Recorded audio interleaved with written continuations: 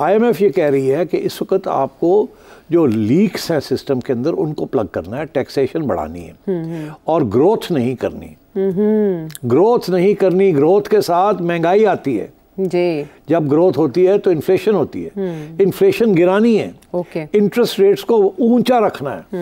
Interest rates जितने high होंगे उतने लोग कम बोरो करेंगे बिकॉज इतनी अफोर्ड नहीं कर सकता। बिजनेस वाला 22% पे उधार लेके कैसे अपनी कारोबार चलाएगा। इस साथ साथ बिजली महंगी हो रही है, सब चीज़ें महंगी हो रही है बिकॉज टैक्सेस कलेक्ट करने हैं आपने जी। तो इसलिए सारे जो कॉस्ट ऑफ प्रोडक्शन है वो बढ़ती जा रही है, इसलिए कोई इन्वेस्टमेंट करने के लिए तैयार नहीं है। और IMF ने भी ये प्रोग्राम जो बनाया है वो इन्वेस्टमेंट के लिए नहीं बनाया। तो ये कहना कि जी SIFC कामयाब नहीं हुई इज़ नॉट राइट। इसलिए क्योंकि इरादा भी ये नहीं था कि इस दौर में एक साल के अंदर जब तक स्टेबलाइजेशन नहीं हो जाती तो उस वक्त तक एक ग्रोथ नहीं चलेगी, इन्फ्लेशन को गिराना है और स्टेबलाइज करना है। इसीलिए अब वो कह रहे हैं 1.5 से 2% ग्रोथ हुई है जी। ग्रोथ 6%, 7%, 8%, 9% हो तो फिर पता लगता है कि मगर वो तो नहीं है। तो इसलिए पहली बात तो ये मैं क्लियर करना चाहता हूँ कि इसमें SIFC का को आप ये ना कहें कि उन्होंने काम कि वो नाकाम हो गई, ये नहीं कहा जा सकता। मगर कहा ये ज़रूर जा सकता है कि एजेंडा जो भी है फॉरेन इन्वेस्टमेंट का वो स्लो हो गया। प्राइवेटाइजेशन उस स्पीड पे नहीं चली जितनी होनी चाहिए थी। अच्छा, अगर प्राइवेटाइज हो जाता PIA आज तक तो पैसे आने शुरू हो जाते, खसारे कम होने शुरू हो जाते, शायद वो जो ग्रोथ एजेंडा पे आपने वापस जाना है वो शायद चल पड़ता। अच्छा, फवाद हसन साहब जाते हुए कह गए थे 98% काम हो चुका है प्राइवेटाइजेशन का, तो वो अभी तक उसमें रुकावट क्या? हाँ, वो विल डिस्कस दैट। वो नहीं, बड़ी रुकावटें। तो अब बात आई कि जी फॉरेन इन्वेस्टमेंट क्यों नहीं आई? हमें ये कहा गया था कि सऊदी अरेबिया से इतने पैसे आ रहे हैं, दुबई से इतने पैसे आ रहे हैं जी, कहा गया था जी। अभी वज़ीर आज़म भी तो वादा लेकर आए। तो ये वादे तो चल रहे हैं मगर अब एक नया डायमेंशन आ गया जो उस वक्त सोचा नहीं था किसी ने। वो क्या है नया डायमेंशन? क्या वो नया डायमेंशन ये है कि इकोनॉमिक स्टेबिलिटी तो आपने कंट्रोल कर ली IMF के साथ मिलके, मगर पॉलिटिकल स्टेबिलिटी नहीं हो रही। ये फैसला ये हुआ था कि हाइब्रिड रेजीम ये पॉलिटिकल स्टेबिलिटी ले आएगी। जाहिर है क्योंकि SIFC वाले ही तो इंचार्ज है ना इसके भी। तो उनका ये ख्याल था कि हम अब जो करना है हमने कर लेंगे, पॉलिटिकल स्टेबिलिटी भी आ जाएगी।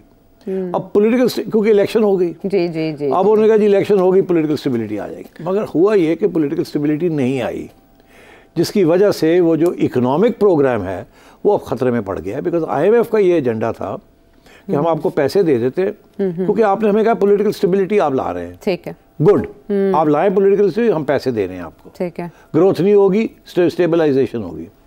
आपने वो तो कर लिया मगर पॉलिटिकल स्टेबिलिटी नहीं आई और दिन ब दिन ऐसे लग रहा है कि और पॉलिटिकल इंस्टेबिलिटी बढ़ रही है यहाँ। अब मैं आऊँगा उसके ऊपर, तो अभी मत पूछिएगा कुछ मुझे। Let me finish this train of thought. आपने ऐसे करना शुरू कर दिया। The mic is all yours. Mic, leave it with me. Okay. I know you're dying to say something. So many things. Let me finish. But I know that you will answer ultimately. I will answer your question. तो अब बात ये है कि SIFC जो है has to bring in the money. Privatization has to take off. Political stability has to return. ये एक comprehensive एजेंडा है। अगर पॉलिटिकल स्टेबिलिटी नहीं आएगी तो फॉरेन इन्वेस्टमेंट नहीं आएगी, फॉरेन इन्वेस्टमेंट नहीं आएगी, ग्रोथ नहीं होगी, ग्रोथ नहीं होगी, IMF और टफ हो जाएगा, ठीक, तो आपकी यहाँ बेरोज़गारी बढ़ेगी, क्राइसिस बढ़ेगी, जिसकी वजह से फिर और पॉलिटिकल इंस्टेबिलिटी होगी और आवाम के अंदर बेचैनी होगी और लड़ाई झगड़े शुरू होंगे। हाँ। तो ये एक विशियस सर्कल बनता जा रहा है। ठीक है, it is important to stop this right now. और इस वक्त जो मेन कॉज है, जो कि बात हम पटड़ी पे नहीं मुल्क चल रहा, वो ये है पॉलिटिकल इंस्टेबिलिटी, जो कि हमारा ख्याल था आ जाएगी। इसलिए SIFC की खामियां अपनी जगह, मगर जो कॉम्प्लेक्स सिचुएशन है, आप किसी एक चीज़ के ऊपर हाथ नहीं रख सकते कि इसकी वजह से SIFC फेल हो चुकी है या सक्सेस नहीं मिली जितनी मिलनी चाहिए थी या ग्रोथ नहीं हो रही। मगर एक चीज़ वाज़ेह है कि जो चीज़ बढ़ रही है वो है पॉलिटिकल इंस्टेबिलिटी। तो अब आइए आप पॉलिटिकल इंस्टेबिलिटी की तरफ। और IMF ने भी अपने लेटेस्ट जो उन्होंने आपको हिदायत की है वो यही की है कि ये जो सारा IMF का एजेंडा है ये सारा डिरेल हो जाएगा अगर सियासी तौर पे पॉलिटिकल स्टेबिलिटी ना आए।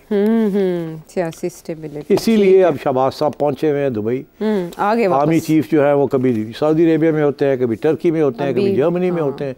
वो सबको यही एक्सप्लेन करने गए हैं कि we are going to be a stable country and the instability नहीं होगी वहाँ। ठीक है। तो अब मगर हकीकत ग्राउंड सिचुएशन ये है कि इस वक्त वही जो मैंने कल कहा था कि एक तरफ इरेजिस्टिबल फोर्स है, दूसरी तरफ इमूवेबल ऑब्जेक्ट है।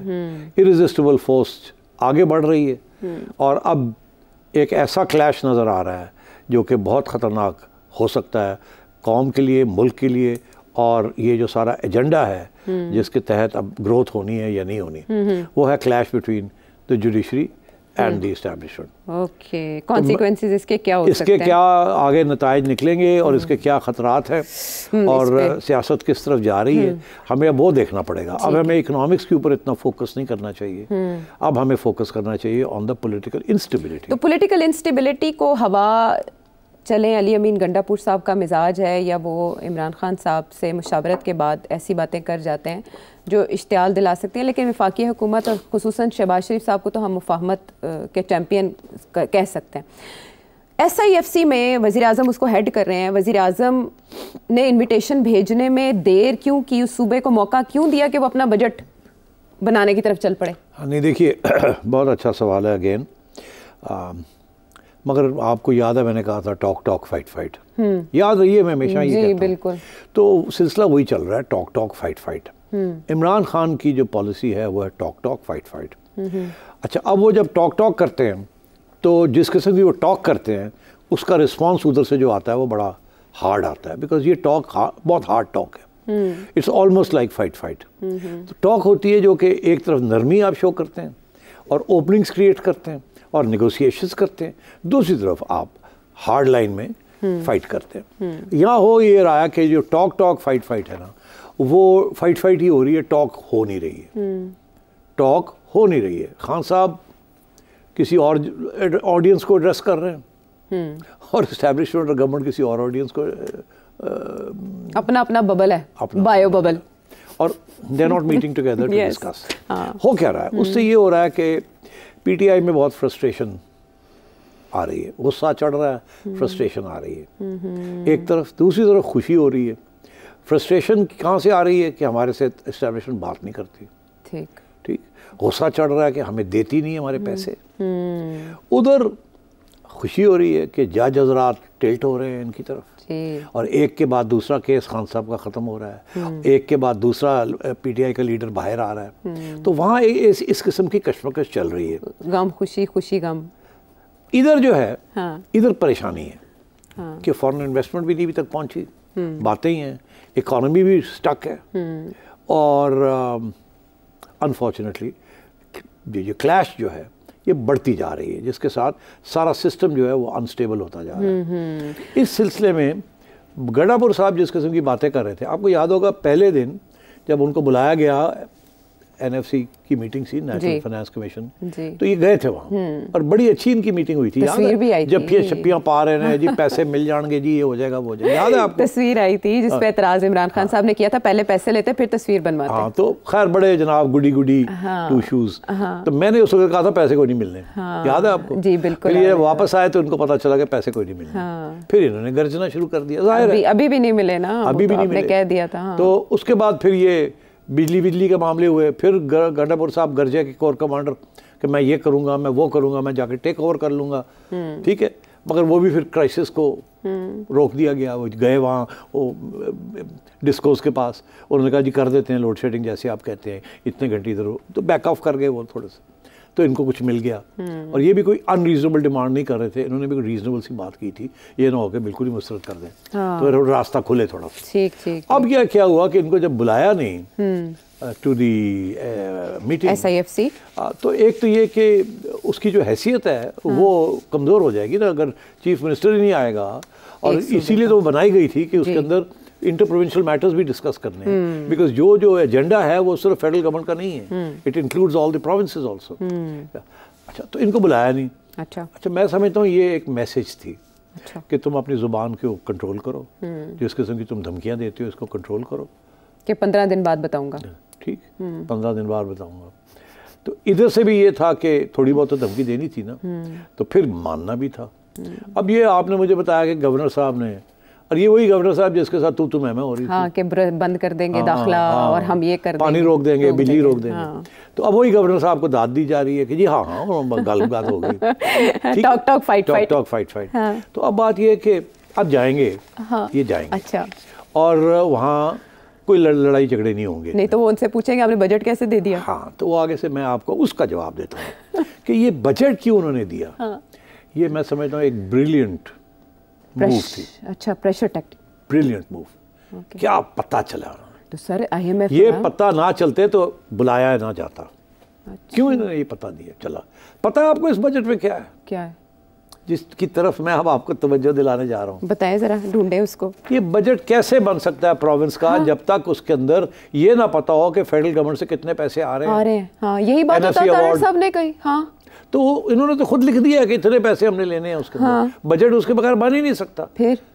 फिर मुझे ये बताएं कि इनको तो उन्होंने पैसे दिए नहीं, और अभी तय नहीं हुआ कि कितने पैसे देने हैं, कब देने हैं, वो तो जब तक कोई समझौता नहीं, थोड़ी बहुत प्यार मोहब्बत का इजहार नहीं होगा, लड़ाई झगड़े कम नहीं होंगे, उस वक्त तक तो ये पैसे मिलने नहीं है। तो इन्होंने पहले ही अनाउंस कर दिया कि मैंने इतने पैसे लेने हैं, मेरे बजट में आ गया। हाँ। और उन्होंने कानूनी तौर पे एक बना दिया अपना कागज कि हमने आपसे इतने अरब रुपए लेने हैं, और वो हमने बजट के अंदर फिट कर दिए। और आपने देखा उस पर डेवलपमेंट बजट भी कर दिया, ट्राइबल रीजन्स को भी उन्होंने कर दिया, टैक्सेस भी रिड्यूस करने जा रहे हैं। उन्होंने पूरा ड्रामा करता है पब्लिक का, और साथ प्रेशर डाल दिया ऑन द फेडरल गवर्नमेंट कि साढ़े पैसे दियो, असी तो बजट पास करता है, साड़ी तो पार्लियामेंट ने बजट पास कर दिया, ये हमारा हक था, हमने लिख दिया आके इसके अंदर, अब आपको देने पड़ेंगे ये। तो इसलिए we have a crisis, because IMF का जो एजेंडा है उसके अंदर दो चीज़ें हैं। एक ये कि जो प्रोविंसेस को पैसे देने हैं वो तो देने हैं, मगर फिर प्रोविंसेस से पैसे वापस भी लेने हैं, बिल्कुल, जो कि कोट अनकोट जिसको कहते हैं सरप्लस फंड्स। सरप्लस फंड्स ये होता है कि अगर आपने 100 रुपया प्रोविंस को दिया है और साल के बाद उन्होंने 80 रुपये खर्च किए हैं और 20 रह गए उनके पास, तो वो 20 रुपये वापस फेडरल गवर्नमेंट को दे दें। आमतौर पर वो रख लेते हैं, देते ही नहीं है, वो अगले साल के लिए वो शुरू कर देते हैं। ठीक, तो IMF के एजेंडे के अंदर ये है कि वो जो सरप्लस फंड्स होंगे वो प्रोविंसेस वापस करेंगे। एक ये, दूसरा ये भी होता है आशा कि कुछ पैसे होते हैं वो प्रोविंसेस और इदारे छुपा के रखते हैं, वो बैंक अकाउंट्स में छुपा के रखते हैं, बताते ही नहीं है कि कितने हमारे पास रह गए हैं। अच्छा। IMF ने ये कहा कि एक कंसोलिडेटेड फंड होना चाहिए, जितने पैसे जून में रह जाते हैं वो एक फंड में आ जाएं। ठीक है। किसी ने प्राइवेट अपने इंस्टीट्यूशन के अदारे के अंदर वो पैसे नहीं रखने 30 जून, वो एक फेडरल एक कंसोलिडेटेड फंड के अंदर सारे प्रोविंसेस के पैसे आ जाएं, फिर उनको पता चल जाता है कितने पैसे सरप्लस पड़े हुए हैं, ठक करके और खींच लेते हैं। अच्छा। अपना IMF का agenda, tax targets, deficit targets, खसारा, सबको फिट करने के लिए वो पैसे खींचते। पहले ये पता ही नहीं चलता था, कुछ फौज के इदारे थे, कुछ जजेस के इदारे थे, कुछ ब्यूरोक्रेसी के इदारे थे, कुछ गवर्नमेंट के अपने इदारे थे। लीकेजेस थी वहाँ, नहीं लीकेजेस थी, वहाँ पैसे पड़े हुए थे और वो रहते हैं वहाँ, बताते ही नहीं है कि हमारे पास इतने पैसे हैं। तो फिर बाद में उनको क्या करते हैं? वो खर्च कर देते हैं अगले साल। तो हर साल कुछ कैरी फॉरवर्ड रखते हैं, ताकि यार कल तनख्वाह पैसे ना आए तो तनख्वाह कितों देंगे। ये ब्यूरोक्रेसी का पुराना है स्टाइल कि पीछे रखो कोई पैसे, कल कोई मसला बन गया साड़ी तनख्वाह तो ना बंद हो जान। अच्छा। तो वो कोई 15-20% पीछे रख लेते हैं। अब फेडरल गवर्नमेंट और IMF ये कह रहे हैं इधर ले आओ ना, जरा हवाले करो। तो पहले तो पता ही नहीं चलता है कितने हूँ, वो कहते हैं कानून पास करता है कंसोलिडेटेड फंड में डालें। तो मैं समझ रहा हूँ इस किस्म के इशूज़ चल रहे हैं।